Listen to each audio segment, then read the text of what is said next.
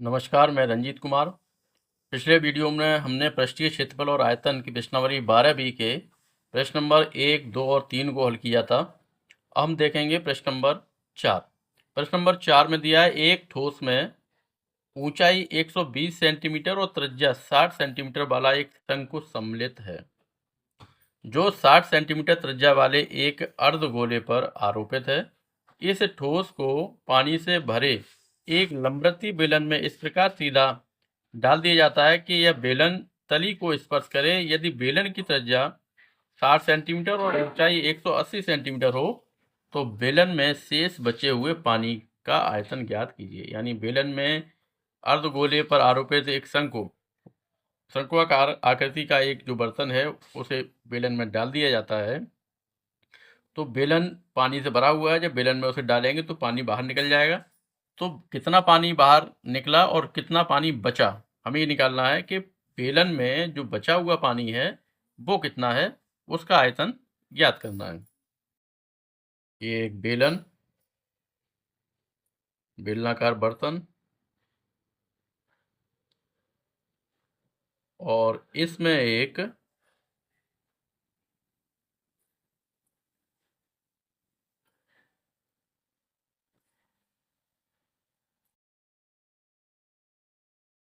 अर्धगोले पर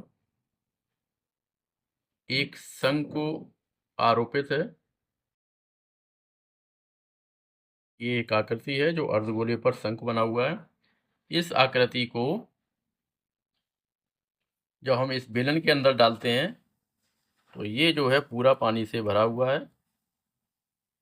तो ये जो बचा हुआ पानी है उसका आयतन हमें ज्ञात करना है। ये हमने इसमें इस ठोस को इस पानी में डाल दिया। इसकी जो संपूर्ण ऊंचाई है बेलन की वो 180 सेंटीमीटर है और बेलन के आधार की त्रिज्या 60 सेंटीमीटर।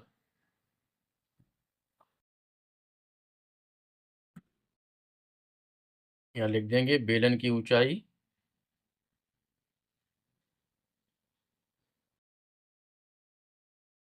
कैपिटल H मान लेते हैं। कैपिटल H बराबर 180 सेंटीमीटर और बेलन के आधार की त्रिज्या कैपिटल R बराबर 60 सेंटीमीटर।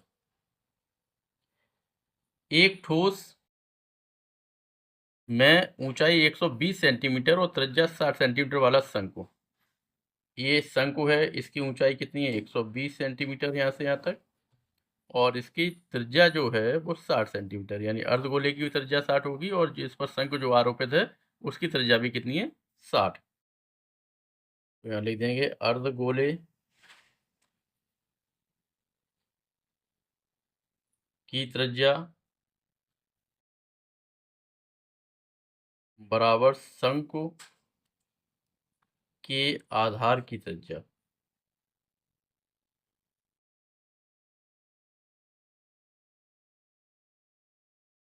स्मॉल r बराबर 60 सेंटीमीटर।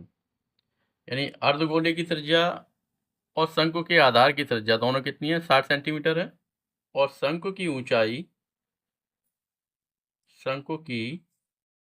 ऊंचाई h बराबर स्मॉल h मान लेते हैं कितनी है 120 सेंटीमीटर। अब हमें क्या निकालना है, बचे हुए पानी का आयतन। तो बचे हुए पानी के आयतन के लिए क्या करेंगे, जो बेलन है उसका आयतन ज्ञात करेंगे और बेलन के आयतन में से हमें ये जो आकृति इसमें डाली है अर्धगोले पर शंकु आरोपित है, इसका पूरे का हम आयतन निकालेंगे और बेलन के आयतन में से इसके आयतन को घटा देंगे तो क्या निकलेगा, बचे हुए पानी का आयतन। क्या लिख देते हैं, बेलन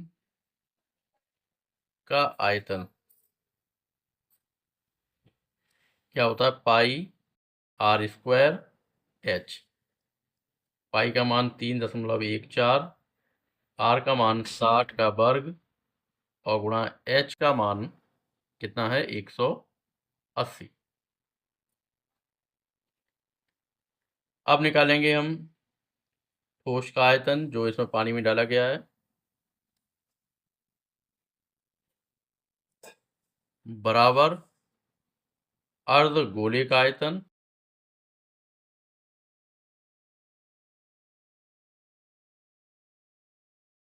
और प्लस शंकु का आयतन।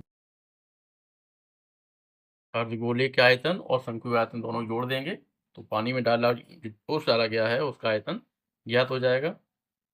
अर्धगोले का आयतन होता है 2/3 पाई आर क्यूब। आर का मान कितना है 60, तो 60/3 हो जाएगा। प्लस शंकु का आयतन 1/3 पाई आर स्क्वायर। आर का मान कितना 60, तो 60 का वर्ग गुणा एच का मान 120 बराबर 2/3 पाई का मान 3.14 गुणा 60 और गुणा कितना 60 गुणा 60 प्लस 1/3 गुणा 3.14 गुणा 60 का वर्ग कितना 3600 या 60 गुणा 60 कर देते हैं और गुणा 120। 3 से 60 कट जाएगा 20 बार और 3 से 60 कट जाएगा 20 बार। इसमें से कॉमन आ जाएगा हमारा 60 गुणा 60 और 3.14, तो 3.14 गुणा 60 गुणा 60 कॉमन निकाल लिया। कोष्टक बचेगा 2 और गुणा 20 प्लस यहाँ बचेगा 60 गुणा 60 कॉमन गया तो यहाँ बचा आपका 20 और गुणा 120 में से 60 कॉमन निकालेंगे तो 60 का भाग 120 में कितने बच जाएगा 2 बार, 20 गुणा 2 तो बराबर हो गया 3.14 गुणा 3600 और 20 दूनी 40 और 20 दूनी 40, 40 40 80 गुणा 80 घन सेंटीमीटर।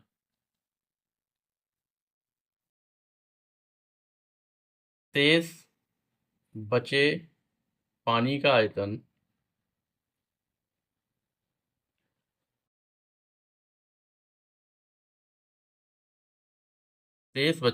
आयतन बराबर बेलन का आयतन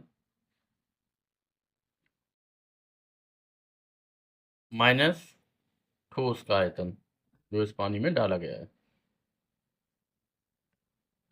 बराबर बेलन का आयतन 3.14 गुणा 60 का वर्ग कितना 3600 गुणा 180 माइनस 3.14 गुणा 3600 और गुणा 80 बराबर 3.14 गुणा 3600 कॉमन निकाल लेंगे, कोष्टक बचेगा 180 माइनस 80 बराबर 3.14 गुणा 3600। 180 में से 80 घटाएंगे कितना बचेगा 100 बराबर गुणा करके हो जाएगा ये 1130400 घन सेंटीमीटर। घन सेंटीमीटर को अगर मीटर घन मीटर में बदलेंगे तो क्या करेंगे इसमें हम 1130400 में 1 2 3 4 5 6 से हम भाग देंगे तो ये हो जाएगा घन मीटर। इस 2 4 6 जीरो बनाएंगे इससे भाग देंगे। क्यों भाग देंगे? क्योंकि हमारा 1 सेंटीमीटर में जो मीटर होते हैं वो कितने होते हैं 1/100, यानी सेंटीमीटर को मीटर में बदलेंगे तो 100 का भाग देंगे। लेकिन घन सेंटीमीटर है मतलब 3 बार सेंटीमीटर गुणा सेंटीमीटर गुणा सेंटीमीटर, तो 1/100 गुणा 1/100 गुणा 1/100 कितना हो जाएगा 6 जीरो आ जाएंगे। तो इससे जब भाग देंगे तो आंसर आएगा 1.1304 घन मीटर। ये निकला हमारा बेलन में बचे हुए पानी का आयतन। प्रश्न नंबर 5 में दिया है ऊंचाई 220 सेंटीमीटर और आधार का व्यास 24 सेंटीमीटर वाले एक बेलन जिस पर ऊंचाई 60 सेंटीमीटर और त्रिज्या 8 सेंटीमीटर वाला एक अन्य बेलन आरोपित है, इसे लोहे का एक स्तंभ बना है। इस स्तंभ का द्रव्यमान ज्ञात करना है, जबकि 1 घन सेंटीमीटर लोहे का द्रव्यमान कितना है 8 ग्राम और पाई का मान दे रखा है 3.14। ये एक बेलनाकार आकृति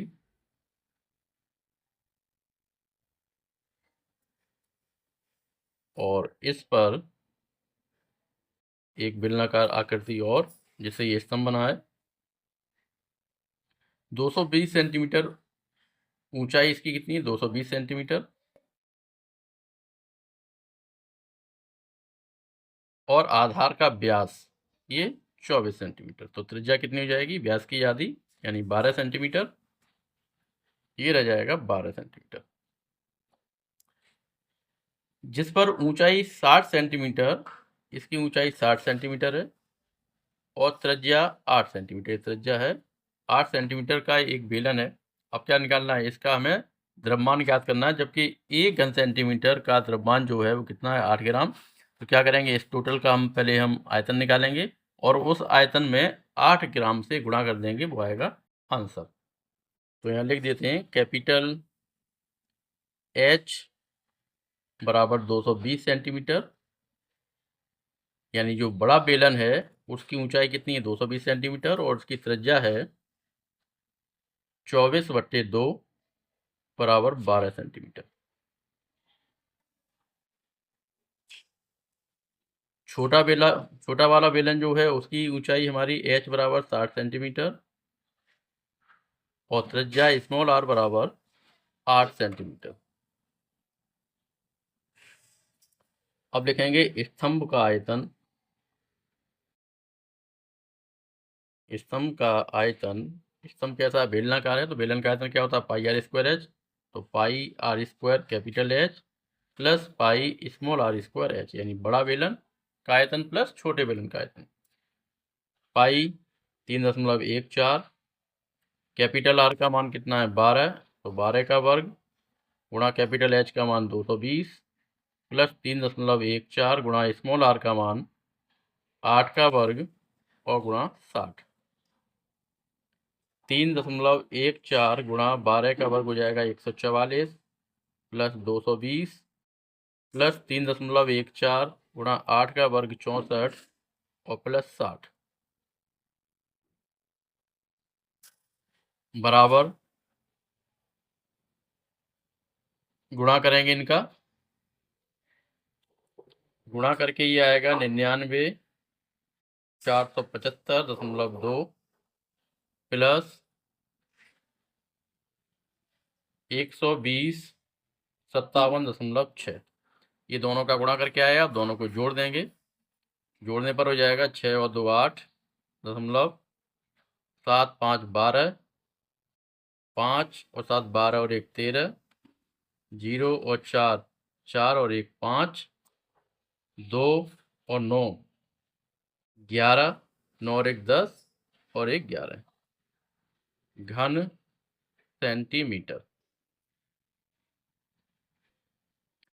ये निकला हमारे स्तंभ का आयतन, यानी बड़े बेलन के आयतन में छोटे बेलन का आयतन हमने जोड़ दिया, तो ये पूरे स्तंभ का आयतन निकल आया। अब सवाल में दिया है कि 1 घन सेंटीमीटर का आयतन जो है वो 8 ग्राम है। तो यहाँ लिख देंगे 1 घन सेंटीमीटर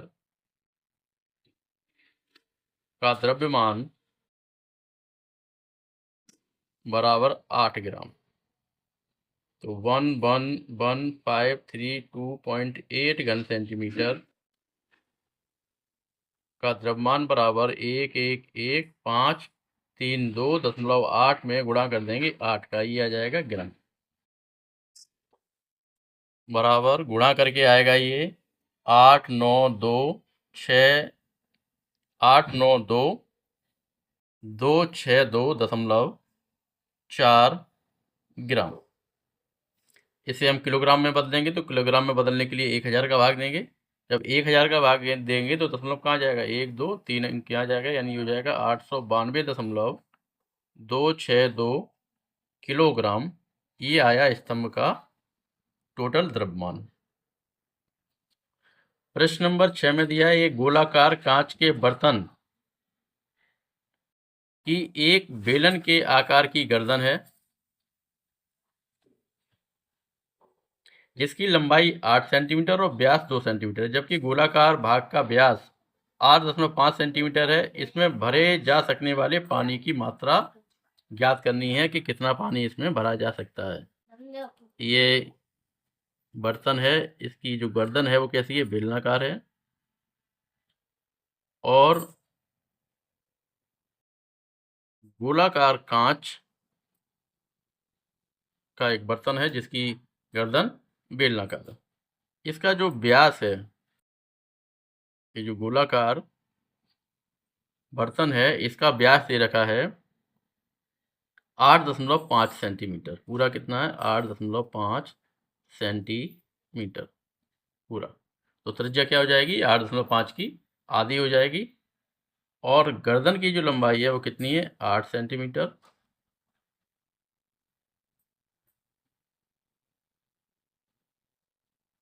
और इसका व्यास 2 सेंटीमीटर, ये 2 सेंटीमीटर है टोटल। तो यहाँ लिख देंगे गर्दन की त्रिज्या, यानी बेलनाकार जो गर्दन है उसकी त्रिज्या स्मॉल आर बराबर 2/2। व्यास कितना था? 2 था, उसमें 2 का भाग दे देंगे, त्रिज्या आ जाएगी 1 सेंटीमीटर। और बेलनाकार जो गर्दन है उसकी ऊंचाई h बराबर 8 सेंटीमीटर। गोलाकार बर्तन, इसका व्यास 8.5, इसकी त्रिज्या हो जाएगी, तो लिख देंगे गोलाकार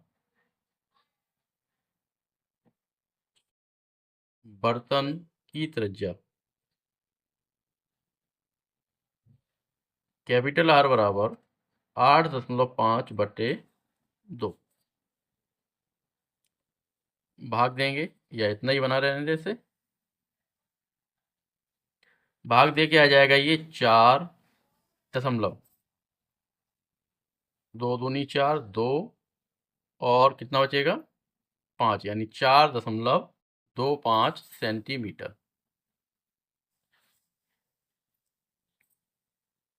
अब लिखेंगे पानी का आयतन। पानी का आयतन बराबर गोले का आयतन, ये जो गोलाकार बर्तन है इसका आयतन,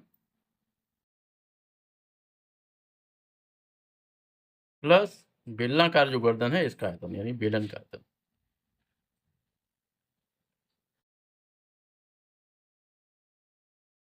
गोले का आयतन होता है 4/3 पाई आर, कैपिटल है आर क्यूब। बेलन का आयतन पाई आर स्क्वायर एच, यानी पाई स्मॉल आर स्क्वायर और स्मॉल एच। मान रखेंगे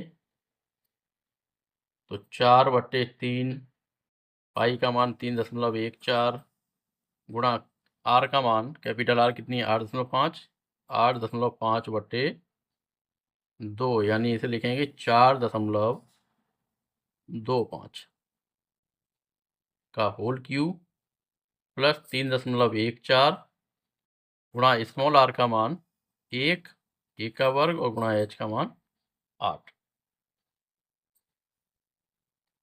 बराबर 4 का गुणा करेंगे, 4 चौक 16, 4 एकन 4 और 1 5 और 4 तिया 12.3 और गुणा 4.25 का 3 बार गुणा करेंगे तो ये आएगा 76.76 प्लस 8 का गुणा करेंगे, 8 चौक 32, 8 एकन 8, 8 और 3 11 और 8 तिया 24 और 1 25।